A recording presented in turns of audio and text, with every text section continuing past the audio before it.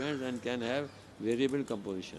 इसलिए इसको हम मिक्सचर कहते हैं कि क्योंकि इसकी जो प्रॉपर्टीज जिससे मिक्स करके जिससे बना है, जैसे कि हम मान लीजिए कॉपर से और टिन को मिला के बनाते हैं, तो कॉपर और टिन की प्रॉपर्टी होती है उसमें दोनों में, लेकिन जो जो कंपाउंड होते हैं उसमें इसमें मैंने कल बताया था आपको, कंपाउंड जो होते हैं H2+O2 से जब हम मिलाया जाए तो कंपाउंड बनता है आप वाटर, उसकी बिल्कुल डिफरेंट प्रॉपर्टीज होती है हाइड्रोजन से और ऑक्सीजन से। हाइड्रोजन मैंने बताया था खुद जलता है ना, और ऑक्सीजन जो है वो जलनशील है, इट हेल्प्स इन बर्निंग। तो लेकिन वाटर तो उनको बुझाता है उल्टा आग को, तो उसकी प्रॉपर्टी बिल्कुल डिफरेंट है, उसको कंपाउंड कहते हैं। लेकिन यहाँ जो एलॉय बन रहा है और जो एलॉय के जो रिजल्ट मतलब दो हमने जब उनको मिला करके बनाया तो जो रिएक्टेंट्स बन के आए है ना, वो उनकी प्रॉपर्टीज़ में वो पहले उन दोनों की प्रॉपर्टीज़ या तीनों की प्रॉपर्टीज़ जिनको हम मिलाते हैं, इसलिए ये मिक्सचर कहलाता है। हालांकि ये अलग नहीं होते हैं, मिक्सचर जनरली अलग हो जाते हैं, पर ये वाले अलग नहीं होते हैं एलॉय वाले। Shows the properties of the constants and can have variable composition. For example brass is a mixture of approximately 30% zinc and 70% copper. तो जो ब्रास है जिसको हम पीतल कहते हैं, वो ज़्यादातर किसका 30%, याद रखना है, 30% जिंक का होता है और 70% कॉपर होता है। तो जिंक और कॉपर को मिला के जो हमने बनाया बन तो गया होमोजेनियस, लेकिन ब्रास, लेकिन और उसमें दोनों की प्रॉपर्टीज होती हैं, किसकी भी होती हैं, ब्रास जिंक की भी होती है, ब्रास की, इसीलिए वो मिक्सचर है। आप सब फर्क समझ रहे हो मिक्सचर में और कंपाउंड आएगा आगे। उसमें कंपाउंड जो बनता है जैसे H2O जो था कंपाउंड था, वो उसमें वापस कन्वर्ट नहीं होता है, वो फिजिकल मीन से, इलेक्ट्रोलिसिस से केमिकल मीन होता है, वो अलग बात है, ठीक है। ये इसकी डेफिनेशन होती है, ये can not be separated by physical means. हैं कुछ पूछना है? समझ आ रहा है? एलॉय क्या होता है, क्यों है एलॉय मिक्सचर? एलॉय मिक्सचर इसलिए है कि उसके अंदर जिससे बनता है रिएक्टेंट से उसकी प्रॉपर्टीज़ प्रोडक्ट्स में प्रोडक्ट्स की जो प्रॉपर्टीज़ होती है वो रिएक्टेंट्स में भी होती है, ठीक है ना।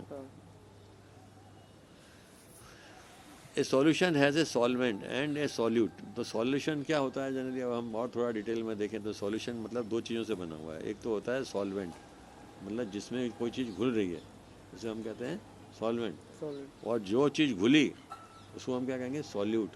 जो डिज़ोल्व हो रही है उसको हम क्या कहेंगे, सॉल्यूट। जैसे हम अगर हम वो सॉल्ट का सॉल्यूशन लें होमोजीनियस, तो सॉल्ट तो हो गया सॉल्यूट, और वाटर क्या हो गया, सॉल्यूशन, सॉल्वेंट, सॉरी, वाटर क्या हो गया, सॉल्वेंट, और दोनों मिलके क्या हो गया, सॉल्यूशन। तो solution consist of solvent and solute. Solvent वो होता है जिसमें घुलता है दूसरी चीज़। अब ये आपको देखना है कौन सा किसमें घुलेगा। सॉल्ट जाता है पानी के अंदर, ना कि पानी सॉल्ट में जाता है। तो सॉल्ट क्या हुआ, सॉल्यूट हुआ, और वाटर जो हुआ वो सॉल्वेंट हुआ, ठीक है ना। तो इस तरह से you have to analyse the component of solution that dissolves the other component in it.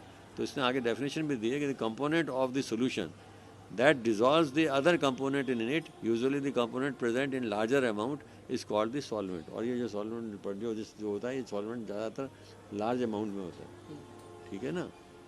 और और इसमें दूसरा कंपोनेंट घुल रहा है, डिजॉल्व हो रहा है। The component of the solution that is dissolve, और द कंपोनेंट वो जो सॉल्यूशन जो डिजॉल्व हो रहा है सॉल्यूशन में, है सॉल्वेंट में, तो उसको हम क्या कहेंगे, the component of the solution that is dissolve in the solvent usually present in laser quantity, और क्वांटिटी भी इसकी कुछ कम होती है, जैसे नमक को डालते हैं तो कम क्वांटिटी में डालते हैं, तो इज कॉल्ड द सॉल्यूट। तो you should be very careful कि which is solute which is solvent. Examples क्या हैं, अच्छा हमेशा ध्यान रखना है सॉल्यूट और सॉल्वेंट का जब हम मिलाते हैं और मिक्सचर बनाते हैं तो वेट जो है दोनों का हमें अगर ऐड करना पड़ेगा, क्योंकि वेट वाइज तो दोनों आएंगे।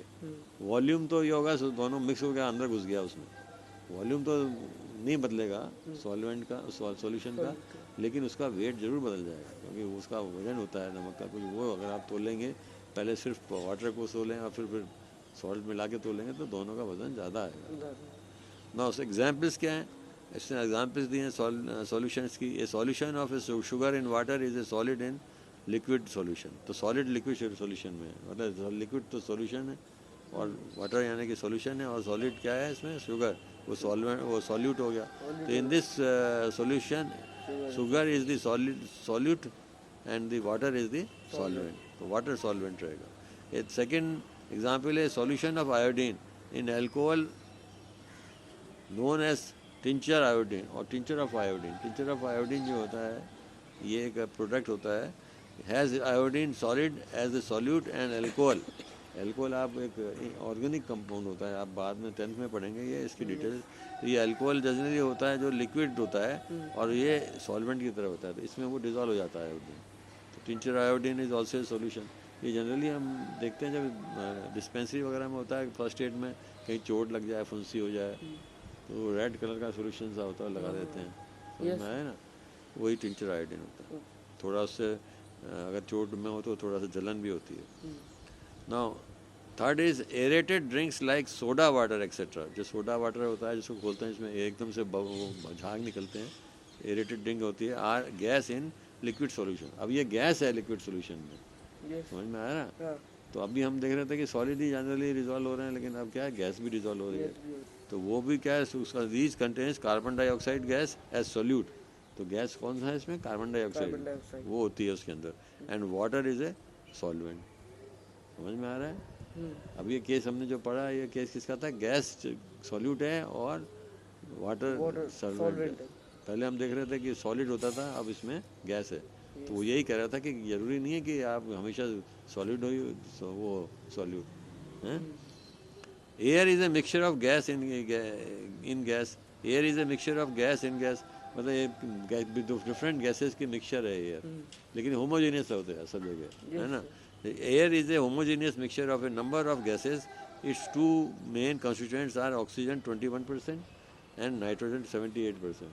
ठीक है, कोई कोई 80-20 भी कह देते हैं, लेकिन ठीक है जब भी है सर 21% ये है oxygen and nitrogen is 78%। The other gases are present in very very small quantity. बाकी जो गैसेज होती हैं वो नेग्लिजिबल क्वान्टिटी उसमें होती हैं, एक 1% हुई मतलब।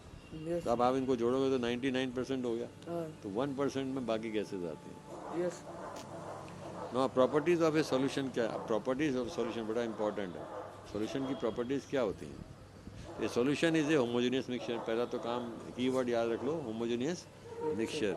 The particles of a solution are smaller than 1 mm, 1 nm sorry, are smaller than 1 n is क्या, n क्या होता है, nanometre.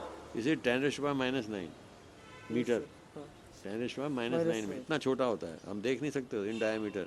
So they can not be seen by naked eyes. हमारी eyes are not capable to see it. Microscope से देख सकते हो आप। Because of very small particle size they do not scatter a beam of light.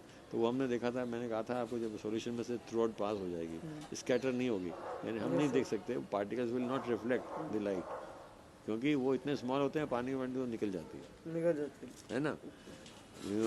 So the path of light is not visible in a solution. The solute particles cannot be separated from the mixture by the process of filtration. और ये जो filtration process होता है physical, उससे नहीं वो separate कर सकते आप। ये नहीं है कि नमक ऊपर आ जाएगा, क्योंकि तो डिजॉल्व हो गया, पानी के साथ ही निकल जाएगा वो, तो पानी ने अपने अंदर रख लिया उसको, है तो वो नहीं होगा। तो वो सिर्फ आपको एवोपरेशन से या, ठीक है ना, it can come out, not by the filtration. The solute particles do not settle down when left undisturbed, और ना वो सेटल डाउन होते हैं। अगर आप छोड़ दो तो आप सोचोगे आप वो अब शायद निकल के आ जाएंगे वापस, अब नहीं आएंगे वो निकल के, उस पर्टिकुलर टेम्परेचर प्रेशर पे तो निकलेंगे नहीं, ठीक है ना, हैं। टेम्परेचर आप कम कर दोगे तो शायद निकल जाए। तो क्योंकि वो सैचुरेटेड सॉल्यूशन हो गया, तो सैचुरेटेड सॉल्यूशन एक पर्टिकुलर टेम्परेचर प्रेशर पे होता है। तो हमने देखा था पिछले में कि टेम्परेचर बढ़ा दो तो और ज़्यादा सोल्यूट आ जाता है, टेम्परेचर कम कर दो तो बाहर निकल के आ जाएगा। तो the solute particles do not settle down when left undisturbed, that is a solution is stable. इसको हम क्या कहेंगे, स्टेबल सॉल्यूशन। तो सॉल्यूशन स्टेबल क्या क्या, इसके 4 पॉइंट्स लिखे हैं इसने। होमोजीनियस है, और particles are very small, 1 nanometre से भी छोटे होते हैं, है ना, विच इज 10⁻⁹ मीटर। एंड ये स्कैटर नहीं करते बीम ऑफ लाइट को, जब हम करते हैं टॉर्च से, वो बताया था जो उसने एक्सपेरिमेंट, और सीधी निकल जाता है। एंड दी सॉल्यूट पार्टिकल्स, ये दिस इज स्टेबल है, क्योंकि ये नहीं है कि उसमें से वहाँ बाहर निकल के आ जाएगा, सॉल्यूशन में गया तो सॉल्यूशन में ही रहेगा उस पर्टिकुलर टेम्परेचर प्रेशर पे, ठीक है। कि 4 पॉइंट्स याद रखिए आप इसके। अब 2.2.1 जो है उसमें लिखा हुआ है कंसंट्रेशन ऑफ ए सॉल्यूशन क्या होता है। कोई सॉल्यूशन बनाया है तो हमने पहले आपको बताया ना, पहले 2 स्पून डाल दोगे तो आप ज़्यादा कंसंट्रेशन हो जाएगा, 3 स्पून डाल दोगे नमक के तो और ज़्यादा कंसंट्रेशन हो जाएगा। नहीं आ रहा समझ में? Yes sir. 1 स्पून से ज़्यादा हो जाएगा ना, 1 स्पून डाला आपने उस तो कम होगा, 2 स्पून डाला और ज़्यादा हो जाएगा, 3 तो आपको ज़्यादा नमक, अगर आप टेस्ट करोगे तो एक शुरू में 1 स्पून वाले में तो नमक कम लगेगा, दूसरे में और ज़्यादा लगेगा, तीसरे में तो ये क्या कहलाता है? इंटेंसिटी ऑफ नमक। इंटेंसिटी क्या है? सोल्यूशन हो गई। इसको हम कंसंट्रेशन ऑफ ए सोल्यूशन भी कहते हैं। क्या कहेंगे? कंसंट्रेशन क्या है सोल्यूशन का। तो इसकी in activity 2.2 we observe that group A and B obtain different shades of solution. So we understand, क्योंकि एक ने एक स्टेपुला वो लिया था कॉपर सल्फेट, दूसरे ने दो चम्मच ली थी, तो उनका जो है शेड डिफरेंट हो गया, एक में डार्क हो गया, एक में लाइट हो गया था। तो so we understand that in a solution the relative proportion of the solute and solvent can be varied। हम मतलब उनके क्वांटिटी वेरी कर सकते हैं depending upon the amount of solute present in a solution. It can be called a dilute. तो क्या कहता है? Depending upon the amount of solute present in a solution it can be called a dilute, concentrated और ए saturated solution.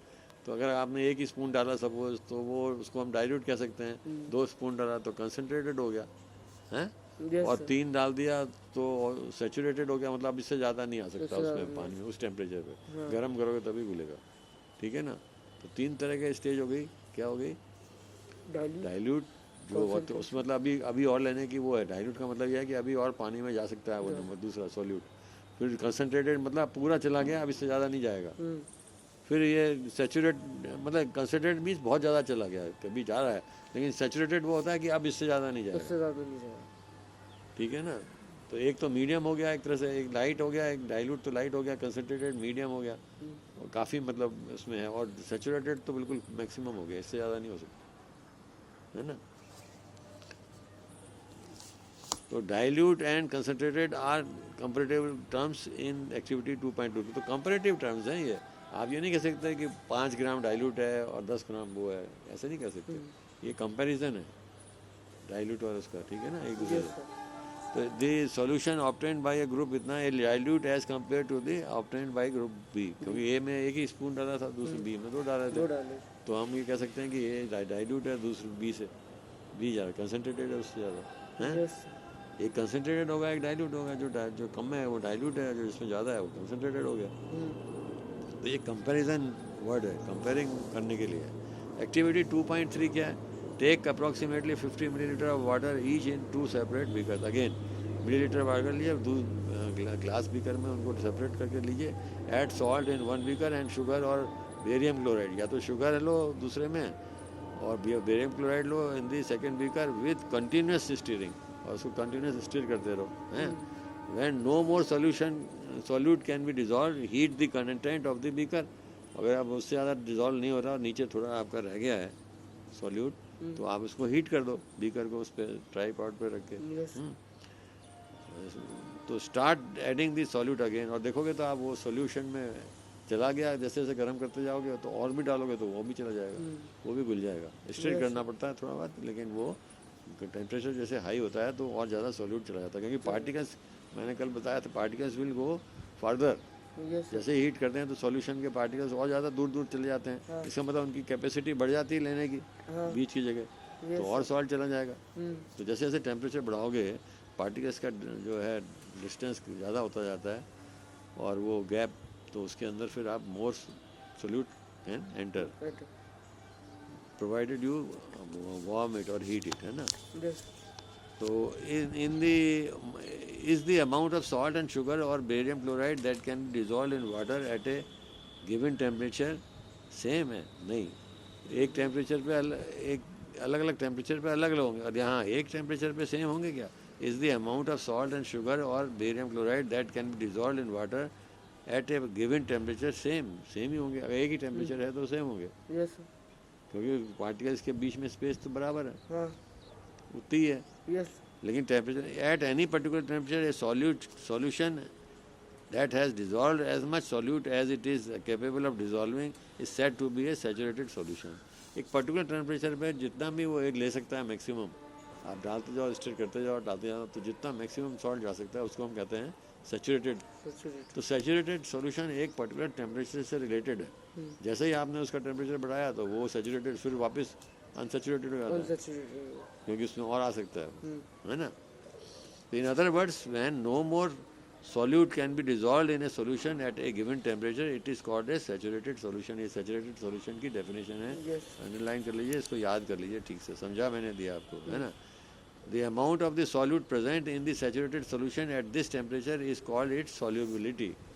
है, इस particular temperature पे जो उसमें घुल गया जितना अमाउंट, वो उसकी क्या कहलाती है, सैचुरेटेड सॉल्यूशन की सॉल्युबिलिटी कहलाती है। मतलब इससे ज़्यादा वो सॉल्यूशन सॉल्व नहीं होगा, डिजॉल्व उसमें इस पर्टिकुलर टेम्परेचर पे, वो सैचुरेटेड सॉल्यूशन हो गया है। If the amount of solute contained in a solution is less than the saturation level, it is called the unsaturated solution. मैंने बताया आपको, अगर उसके अभी अभी घुलने की और डिजॉल्व होने की उसके अंदर कैपेसिटी है, तो जो वो सॉल्यूशन है वो क्या कहलाएगा, अनसैचुरेटेड। ठीक है ना, टेम्परेचर बिना बढ़ाए। ठीक है। What would happen if you were to take a saturated solution at a certain temperature and cool it slowly? अब आपने एक सैचुरेटेड टेम्परेचर है, एक पर्टिकुलर सैचुरेटेड सॉल्यूशन है, पर्टिकुलर टेम्परेचर उसको कूल किया।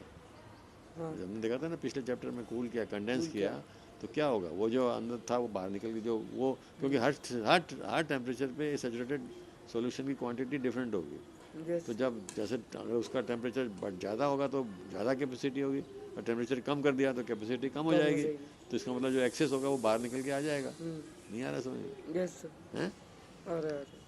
तो what would happen if you were to take a saturated solution at a certain temperature and cool it down, cool it slowly? We can infer from the above activity that different substances in a given solvent have different solubilities at same temperature। समझ में आया? तो हम गलत बोल गए थे शायद उस समय। Is the amount of salt and sugar और बेरियम क्लोराइड ऊपर पड़ रहे थे जब, dissolve in water at a given temperature the same. तो we can inform from the above activity that different substances in a given solvent have different solubilities at the same temperature.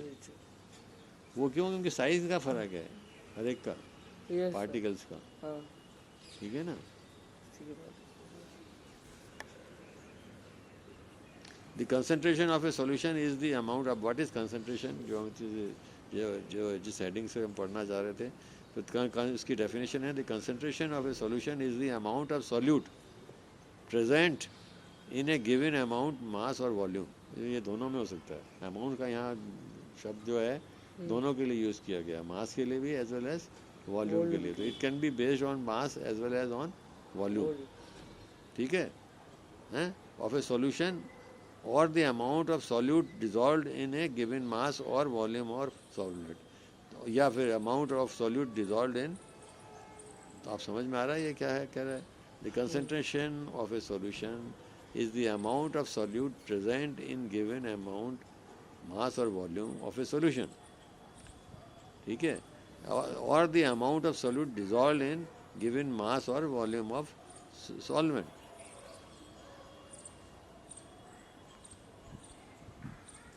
जैसे आप देखते हैं आगे, फिर आप समझ में आ जाएगा। Concentration of solution equal to amount of solute, और we can say amount of solution upon concentration of solution equal to amount of solute upon amount of solution.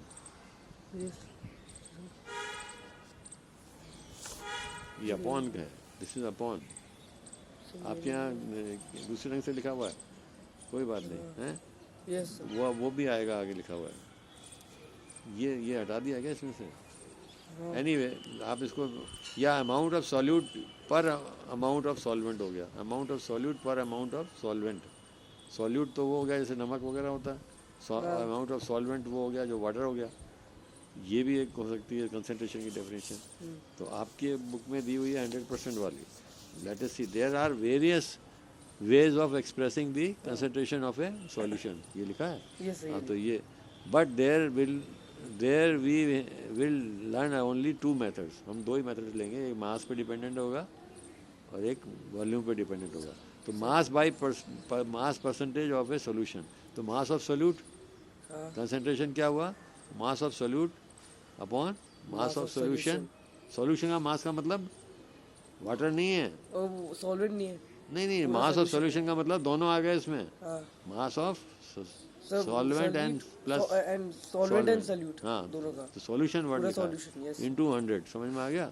दूसरा फार्मूला ये है mass by volume, by volume है percentage of a solution. तो आपको वो जो जैसा पूछे वो वाला फार्मूला लगाना है। यस तो मास बाई वॉल्यूम, तो मास ऑफ सोल्यूट तो इसमें भी रहेगा, वॉल्यूम नहीं रहेगा, मास ऑफ सोल्यूट रहेगा लेकिन वॉल्यूम ऑफ सोल्यूशन हो जाएगा, वॉल्यूम ऑफ सॉल्यूशन में।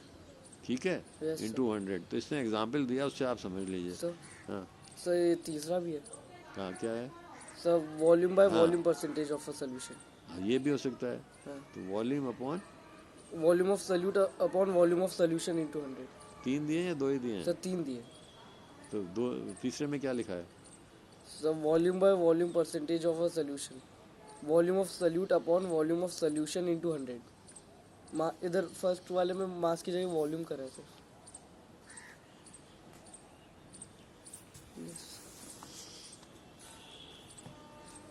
अच्छा, वो सॉल्यूट का भी वॉल्यूम कर दिया। तो volume of by volume percentage, mass by volume percentage और मास बाई मास परसेंटेज। तो एक तो मास बाई मास है तो दोनों में मास हो गया, यस सर। और एक मास बाई वॉल्यूम है तो एक में मास है एक में वॉल्यूम, और एक में वॉल्यूम है, और ये वॉल्यूम बाई वॉल्यूम है तो दोनों वॉल्यूम दोनों में। वॉल्यूम। ठीक है, यस तीसरा ये कर दिया है ना। तो एग्जाम्पल 2.1 में क्या है, solution contains 40 gram of common salt in 320 gram of water. Calculate the concentration in terms of mass by mass percentage of the solution. तो मास परसेंटेज करना है तो दोनों मास लेने हैं। तो mass of solute is 40 gram, mass of solvent is 320 gram. तो we know that mass of solution क्या हो जाएगा, mass of solute plus mass of solvent, दोनों जोड़ने पड़ेंगे। तो 40 हो गया प्लस 320 उसका हो गया सॉल्वेंट का, दोनों जोड़े तो 360 हो गया टोटल सॉल्यूशन का। अब फार्मूला है mass percentage of solution equal to mass of solute upon mass of solution, ना कि मास ऑफ सोल्यूट वो सॉल्वेंट। तो मास ऑफ सॉल्यूशन आ गया हमारा 360, ऊपर 40 आ गया। मास of solute is 40 and mass of solution is 360। उसको हम फॉर्मूले में रखेंगे तो 40 अपॉन 360 इंटू 100, ये परसेंटेज हो जाएगा। 100 से मल्टीप्लाई किया, it will come in terms of percentage. तो हमको उसको जो भी आया 11.1 तो परसेंटेज का साइन लगाना है, ठीक है। Yes sir. 2.2 इस ढंग से और भी हो सकते हैं अलग फार्मूले पे बेस्ड, तो आपको क्लियर ध्यान रखना है। 3 फार्मूले हैं आपके, ये शायद नई बुक में ऐड हो गए हैं, पुरानी बुक में 2 ही थे, अब एक और ऐड कर दिया, अच्छी बात है, ठीक है ना। यस तो वो उसमें दोनों में वॉल्यूम, मतलब ये सारे कॉम्बिनेशन हो गए, मास मास मास अपॉन वॉल्यूम और फिर वॉल्यूम अपॉन वॉल्यूम, ठीक है। Yes sir. तो वो जैसा पूछे क्वेश्चन में वैसा अपने को करना है। जैसे यहाँ लिखेगा, यहाँ से इसमें पूछा था मास बाई मास परसेंटेज, तो इसका मतलब है हमको फर्स्ट फार्मूला करना है, फर्स्ट फार्मूला लगाना है। Yes now